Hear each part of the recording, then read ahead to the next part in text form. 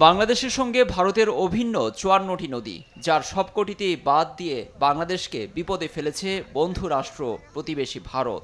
কোনো আগাম বার্তা না দিয়েই বাঁধ খুলে দিয়ে আসছে দেশটির সরকার, এমন অভিযোগ নানা মহলের। কিন্তু বরাবরই তা অস্বীকার করে আসছে দিল্লি।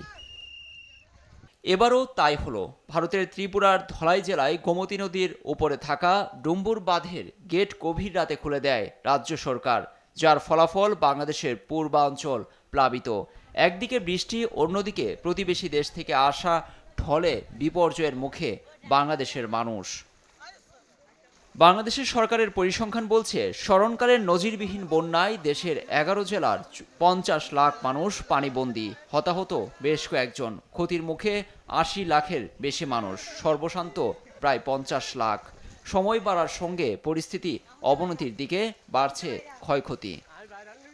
বাঁধ খুলে দেয়া নিয়ে রাজনীতি কম করেনি মোদী সরকার। তবে বাঁধের গেট খুলে দেওয়ার কারণে নয়, ত্রিপুরা ও বাংলাদেশের সীমান্তবর্তী জেলাগুলোয় ভারী বৃষ্টিপাতের কারণে পানির চাপে বাঁধ থেকে স্বয়ংক্রিয়ভাবে পানি ঢুকছে বলে সম্প্রতি এমন দাবি করে বিবৃতি দেয় ভারতীয় পররাষ্ট্র মন্ত্রণালয়।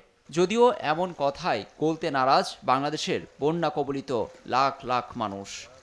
আমরা কিছু বার করতে পারি না, রাতে শুয়ে আসলাম, রাত্রে 11 বাজে ভাঙা দিছে, তখন তো আমরা উদিস পাই না।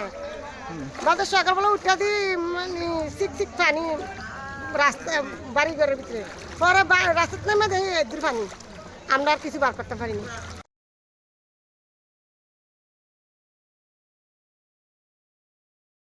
এ নিয়ে বাংলাদেশের অন্তর্বর্তী সরকারের পরিবেশ, বন ও জলবায়ু পরিবর্তন মন্ত্রণালয় এবং পানি সম্পদ মন্ত্রণালয়ের উপদেষ্টা সৈয়দা রিজওয়ানা হাসানও উদ্বেগ জানিয়েছেন।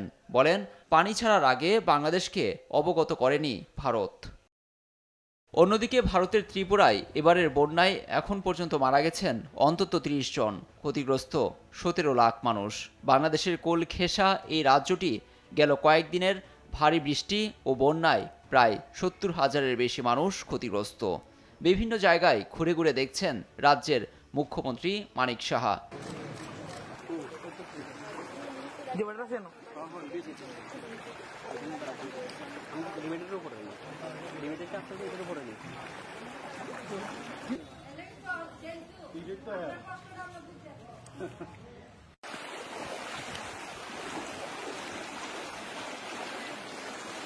তবে পরিস্থিতি ধীরে ধীরে স্বাভাবিক হওয়ার দিকে এমনই ইঙ্গিত দিয়েছে দেশটির সরকার।